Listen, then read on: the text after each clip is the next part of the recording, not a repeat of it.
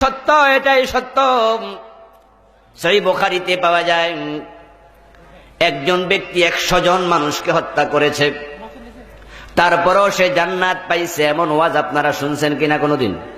কথা বলা লাগবে, শুনছেন কিনা? শুনছেন।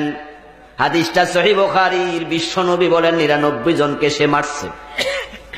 99 জনকে মেরে কোন এক আলেমের বাড়িতে গিয়ে বলে, হুজুর আমি তো বড় অপরাধী, 99 জন মানুষ খুন করেছি, এখন আমি তাওবা করতে চাই, ভালো হতে চাই, এখন তাওবা করার কোন পথ থাকলে আমার একটু বাতলাইয়া দেন।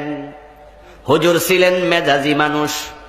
তিনি বললেন, এই বেটা, 99 জন মানুষ খুন করে আবার তুই বেহেশতের স্বপ্ন দেখিস নাকি? কিসের তাওবা? বের হোক, তোর মতো জালেমের কোনো তাওবা নাই। ওই ডাকাত বলতেছে, যদি তাওবাই না থাকে 100 পুরাইতে অসুবিধা কি? সে পকেট থেকে ছুরি বের করে হুজুরের পেটের ভিতরে ঢুকায়া জাগায় মেরে ফেলল। কতজন হলো? আল্লাহ রাসূল সাল্লাল্লাহু আলাইহি ওয়াসাল্লাম বলেন, কিছুদিন পরে সে আবার গেল আরেক আলেমের কাছে। তার মনে বারবার চিন্তার উদয় হয়, মরা তো লাগবে, মরা তো লাগবে, তাওবা যদি করতে পারতাম আল্লাহ তো ক্ষমা করত। কিন্তু তিনি ক্ষমা কি আদৌ করবেন সে নিশ্চিত নয়। তাই আর এক আলেমের বাড়িতে গেলেন, হুজুর আমি 100 জন মানুষকে খুন করেছি, তওবা যদি করে ভালো হতে চাই সুযোগ আছে কিনা? হুজুর বললেন, নিশ্চয়ই আছে। আল্লাহ নিজে বলছেন, লা তাকুনতু মির রাহমাতিল্লাহ, ও আমার বান্দারাও, আমি আল্লাহর রহমত থেকে নিরাশ হইও না।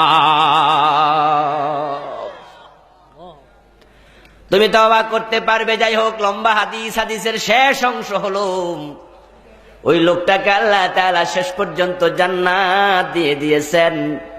তার আমলনামার মাঝে 100 লোকের হত্যার গুনাহ ছিল। যেহেতু জান্নাত পাইছে, বোঝা যায় তার আমলনামায় শিরিকের গুনাহ ছিল না।